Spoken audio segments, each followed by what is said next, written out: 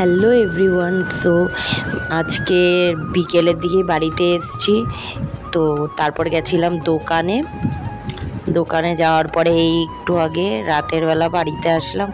বাড়িতে আসার পরে দেখো মা রান্না করেছিল সে ডিম দিয়ে আলু সেদ্ধ মেখেছিল পেঁয়াজ দিয়ে ভালো মতো আর লঙ্কা দিয়ে, আর ওই পাশেরটা হচ্ছে আলু আর ওটাকে কী বলে দুন্দুলি ভাজা, আর তার সাথে ডিম সেদ্ধ।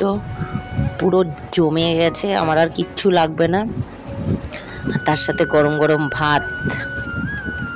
আর যদিও আমি খেয়ে এসেছিলাম, তার উপর আবার মায়ের হাতের রান্না দেখলেই তো খিদে পেয়ে যায়, তাই না? মায়ের হাতের রান্নায় আলাদাই একটা স্বাদ, তাই অত্যাধিক খিদে পেয়ে গেছিলো দেখেই ভাবছিলাম কতক্ষণে খাবো। তো যাই হোক, খাওয়া তো শুরু করে দিলাম, তোমরা দেখতেই পাচ্ছ।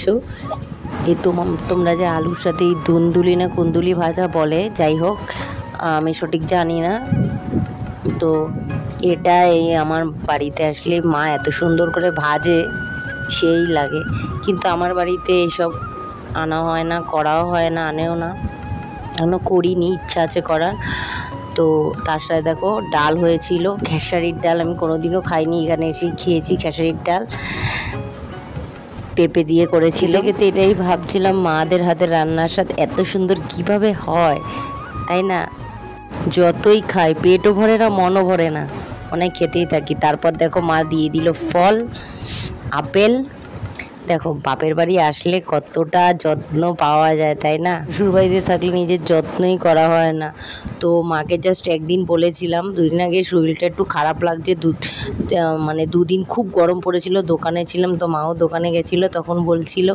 তো সেই একবার মাকে বলেছি যে শরীরটা খারাপ, দেখো আসতে না আসতেই ফল দিয়ে দিল, এরপর দেবে দুধ। তো তোমরা তো দেখলে আমার খাওয়া দাওয়া কমপ্লিট হয়ে গেছে, ফল খাওয়াও কমপ্লিট হয়ে গেছে।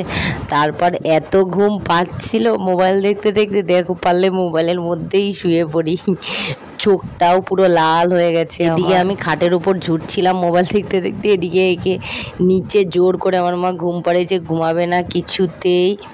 তো তারপর এটা মানে পরের দিন সকালবেলা দেখো ঘুম থেকে ওঠার পর দিয়ে দিল মা চা।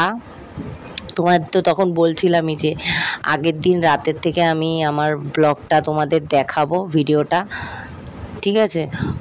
আগের দিন থেকে পরের দিন অবধি কী করছি সেটাই তোমাদের দেখাবো। তো দেখো ঘুমটা মনে হয় রাতে বেশি হয়ে গেছে, চোখ মুখ পুরো ফুলে গেছে। চোখ মুখ ফুলে যাচ্ছে ঠিকই, কিন্তু চোখের নিচের ফোলা ভাবটা কিছুতেই কমছে না। তো তারপর এখন দুপুরবেলা দেখো দোকানে গেছিলাম, পুরো ভিজে ভিজে এসেছি, দুটো কাজ ছিল, দুটো কাজ সেরে আসলাম। দুপুরে রান্না হয়েছিল, তারপর বসেছি খেতে। মাছের ঝোল, এই আমেরিকান রুই বলে সেটা ঝোল, আর উচ্ছে আলু ভাজা। তো আগে উচ্ছে আলু ভাজাটা দিয়েই খাচ্ছিলাম, আর তার সাথে হয়েছিল মাছের তেল, সেই মেনু। আর এদিকে আরেকজন দেখো কি করছে, ওর এটাই কাজ, ড্রাম বাজাচ্ছে, ওটাকে ড্রাম ভেবে বাজাচ্ছে, আর কি বলবো, তো ওর কথা বাদ দাও। তো তোমরা তো লাস্ট দেখছিলে, মানে আমি দুপুরের খাওয়া দাওয়া করছিলাম আর কি। তো তারপর ঘুমিয়ে পড়েছিলাম, ঘুম থেকে উঠেছি 5:30টায়, উঠেই মা ঝটাপট চা বানিয়ে দিল, চা খেয়ে চলে গেছিলাম দোকানে।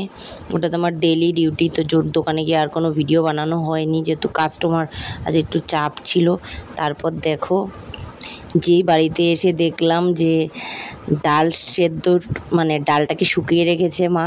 তো দেখে আর লোভ সামলাতে পারলাম না, মাকে বললাম তুমি মাখো আজকে, আমি খাবো। তো মা সেটারই দেখো প্রস্তুতি চলছে, সেটাই মা রেডি করছে, এখন ভালো করে এটাকে মাখছে।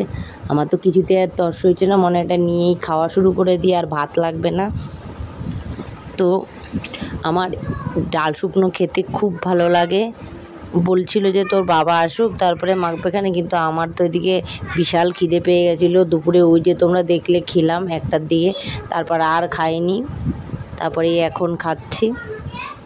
ওই দুপুরের যে মাছের তরকারি বানিয়েছিল দেখলে ওটা, আর এই ডাল শুকনা দিয়ে আমার চোখে এই চশমাটা দেখে তোমরা খুব অবাক হচ্ছ, অবাক হওয়ারই কথা। কথায় আছে না, ঠেলায় পড়লে বিড়াল গাছে ওঠে, সেরকম হচ্ছে আমার অবস্থা।